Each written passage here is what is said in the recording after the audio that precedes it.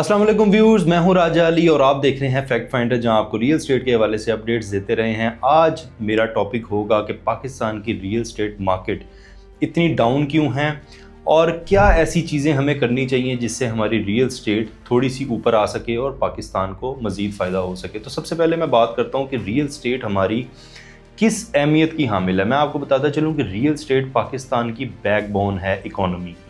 पाकिस्तान की mostly remittances जो पाकिस्तान में आती हैं और यहाँ पर प्रॉपर्टी की सूरत में वो इन्वेस्ट हो जाती हैं। जितना भी आपका ओवरसीज़ है वो पाकिस्तान में पैसा इसलिए भेजता था ताकि जब वो प्लॉट ख़रीदे तो जब वो 5 साल के बाद बाहर के मुल्क से पाकिस्तान वापस आएगा तो उसके वो पैसे डबल हो चुके होंगे। लेकिन पिछले 3-4 साल से ऐसा नहीं हो रहा। 3-4 साल पहले रियल एस्टेट मार्केट ने बहुत बूम पकड़ा, लेकिन आहिस्ता आहिस्ता ग्रेजुअली 3-4 साल के बाद आज हम जब रियल एस्टेट की मार्केट को देखते हैं तो रियल एस्टेट की मार्केट हमें काफ़ी डाउन नज़र आती है। जितनी भी प्रॉपर्टी सोसाइटीज़ थी, जितने भी प्रॉपर्टी डीलर्स थे, उनसे बात करने के बाद हमें जो एनालिसिस हमने किया उसके बाद हमें यही नज़र आया कि इस वक्त तकरीबन तमाम तर प्रॉपर्टीज़, चाहे वो फाइल्स की सूरत में थी या ऑन कैश की सूरत में थी, वो इस वक्त माइनस में जा चुकी हैं। माइनस में क्यों जा चुकी हैं इसका मैं फार्मूला आपको बताता हूँ। एक्चुअली होता ये है कि आपने एक फार्मूला सुना होगा सप्लाई एंड डिमांड का। जिस वक्त पीछे से सप्लाई आ रही होती है, आगे डिमांड ज़्यादा होती है, तो वो बिज़नेस बड़ा सक्सेसफुली चल रहा होता है। लेकिन अब करंट सूरत हाल ये जा रही है कि इस वक्त मार्केट में हर जगह पर सेलर मौजूद है लेकिन बायर कम है, जिसकी वजह से रियल एस्टेट मार्केट नीचे आ चुकी है। एग्जाम्पल के तौर पर अगर 10 प्लॉट हैं तो वो 10 प्लॉट बिकने के लिए तो आए हुए हैं लेकिन उनको ख़रीदने वाला सिर्फ एक बैठा हुआ है, यानी कि आपके 9 प्लॉट्स जो हैं वो माइनस में जा रहे हैं। और यही वजह है कि आज 10 लाख वाली चीज़ 5 से 6 लाख रुपए में भी बिक रही है, क्योंकि इस वक्त मार्केट बहुत मंदी जा रही है। अच्छा, उसके बाद मैं थोड़ा सा आपको बताऊं कि जितनी भी पाकिस्तान की रेमिटेंसीज हैं उनमें रियल एस्टेट का बहुत बड़ा स्कोप है, लेकिन क्योंकि गवर्नमेंट की जानिब से बहुत स्ट्रिक्ट पॉलिसीज़ बनाते जा रही है गवर्नमेंट, रीरा जैसे एक्ट हैं अप्रिशिएटेबल हैं, उनको हम सपोर्ट भी करते हैं। इसके मुताबिक जो नए ऑर्डिनेंस बनाए जा रहे हैं, अप्रिसिएशन उनको भी मिलनी चाहिए। लेकिन जो टैक्स की मद में और ट्रांसफ़र्स की मद में जिस तरह से सख्त पॉलिसीज़ बनाई गई हैं, उसके बाद रियल एस्टेट मार्केट में काफ़ी डेफिशिएंसी नज़र आ रही है, काफ़ी कमी नज़र आ रही है, जिसकी वजह से बायर इस वक्त बहुत डरा हुआ है और स्पेशली बड़ा इन्वेस्टर जो बड़ी इन्वेस्टमेंट करता था वो भी डरा हुआ है। और उसमें अगर ऐसा कहना गलत नहीं होगा कि बहरिया टाउन जब यहाँ से गया, पाकिस्तान से मलक रियाज साहब बाहर गए, तो उनके साथ उनकी जो एक बड़ी इन्वेस्टर्स की टीम थी वो भी दुबई मूव हो गई।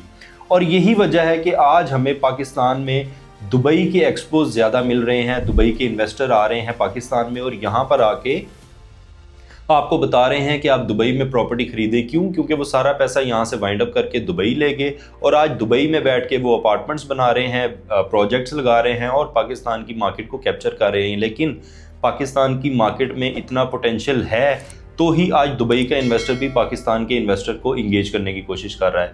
इसके साथ साथ अगर मैं आपके रिकॉर्ड पे लाता चलूँ तो तकरीबन पाकिस्तान की रियल एस्टेट मार्केट जो पाकिस्तान की इकोनॉमी को सपोर्ट करती थी वो तकरीबन $15 बिलियन इस वक्त हमें लॉस हुआ है रियल एस्टेट की मद में। यानी कि रियल एस्टेट मार्केट में $15 बिलियन, 15 अरब डॉलर का नुकसान हुआ है पाकिस्तान को इन सख्त पॉलिसीज़ की वजह से।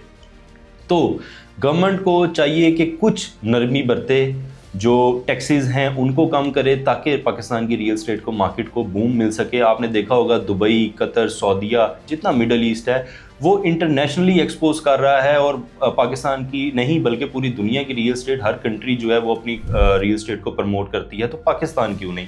जबकि पाकिस्तान को ज़्यादा मॉडर्न लिविंग की ज़रूरत है। सऊदीया भी डेवलप है, दुबई, कतर, दोहा, ये सब डेवलप कंट्री हैं, लेकिन फिर भी वो वहाँ पर अपनी प्रॉपर्टी को इंटरनेशनल मार्केट को ग्रैब करने के लिए वहाँ पर कुछ ना कुछ इवेंट करते रहते हैं। लेकिन पाकिस्तान इस चीज़ में काफ़ी पीछे दिखाई देता है। हमारा लोकल बायर तो भागा ही भागा, इसके साथ साथ हमारा ओवरसीज़ के साथ साथ जो हमारा एक चेन सप्लायर, चेन उसको कह सकते हैं चेन इन्वेस्टर जो बड़ी इन्वेस्टमेंट्स करता था वो भी काफ़ी कम हो गया है। इसके साथ साथ मैं आपको एक और फैक्ट बताता चलूँ कि अभी तक सालाना पर ईयर 7 से 8 लाख घरों की डेफिशिएंसी इस वक्त हमें देखने में नज़र आ रही है। जो हमने अपनी एनालिसिस किया, डेफिशिएंसी से मुराद है कि पाकिस्तान के जितने भी बड़े शहर हैं, लाहौर, कराची, इस्लामाबाद, पूरे पंजाब के, पूरे सिंध के लोग कराची जाते हैं, पूरे पंजाब के लोग लाहौर आते हैं और केपी के और मिक्स जो पंजाब के लोग हैं वो इस्लामाबाद की तरफ मूव करते हैं, जिसकी वजह से लोग ज़्यादा होते जा रहे हैं, रिहाइशें कम होती जा रही हैं। और शायद यही एक वजह है कि रियल एस्टेट मार्केट के अंदर वर्टिकली कॉन्सेप्ट इंट्रोड्यूस हो गया है हाई राइज का, ताकि ये डेफिशिएंसी को किसी ना किसी तरीके से कंप्लीट किया जाए। तो अभी भी हम 7 से 8 लाख घरों की डेफिशिएंसी में हैं, यानी कि ये 7-8 लाख घर अगर हर साल बनना शुरू हो जाएं तो पाकिस्तान की रियल एस्टेट मार्केट को काफ़ी बूम मिल सकता है। अब मैं आ जाता हूँ कि रीरा जैसे एक्ट जो पाकिस्तान गवर्नमेंट ने अनाउंस किए हैं वो आने के बाद रियल एस्टेट मार्केट में बहुत ज़्यादा सफाया हो जाएगा। जितना 2 नंबर डेवलपर है वो भाग जाएगा। बेसिकली फ्रॉड होता क्यों है ये मैं आपको समझाता हूँ। हर डेवलपर 500-600 कनाल ज़मीन खरीदता है, उसका अप्रूवल लेता है और अप्रूवल लेने के बाद 20,000 फाइलें भेज देता है, यानी कि वो फ्रॉड कर जाता है और सोचता है कि मैं बाद में ख़रीदारी करता रहूँगा और लोगों को प्लॉट्स देता रहूँगा, लेकिन ऐसा होता नहीं है। जिस वक्त उसकी जेब में पैसा आ जाता है, जेब गर्म हो जाती है, तो इन्वेस्टर की नीयत ख़राब होती है और डेवलपर आगे निकल जाता है फ्रॉड करके। तो ये एक फ्रॉड की बड़ी रीज़न है। तो जब रीरा और प्रॉपर्टी एक्ट जैसे ऑर्डिनेंस इम्प्लीमेंट होना शुरू हो जाएंगे तो उसका फ़ायदा ये होगा कि आपका जो डेवलपर है वो उतनी जगह ही बेच पाएगा जितनी जगह वो अप्रूवल करवाएगा। तो ये फ्रॉड तो ख़त्म हो जाएगा, लेकिन इस वक्त हमें गवर्नमेंट की पॉलिसीज़ को नरम करने की ज़रूरत है ताकि पाकिस्तान की रियल एस्टेट मार्केट को थोड़ी सी हाइप मिल सके और रियल एस्टेट मार्केट ऊपर आए। इसमें खुशखबरी वाली बात यह है कि इस वक्त बैंकों ने शरह सूद कम करके 10.5 कर दिया है, यानी कि पहले लोग जिस वक्त ये शरह सूद 18 से 20% पे चला गया था तो लोगों ने क्या किया था, लोगों ने देखा कि प्रॉपर्टी डाउन जा रही है, लोगों ने प्रॉपर्टी बेची और वो पैसा उठा के बैंक्स में रखना शुरू कर दिया और वहाँ से सूद की मद में या प्रॉफिट सेविंग्स की मद में उन्होंने पैसा उठाना शुरू कर दिया। लेकिन अब जैसे जैसे गवर्नमेंट शरह सूद कम करती जा रही है तो लोग अब क्या करेंगे, लोग अब बैंकों से पैसा निकालेंगे और रियल एस्टेट मार्केट के अंदर दोबारा से इन्वेस्ट करना शुरू कर देंगे, जिसके बाद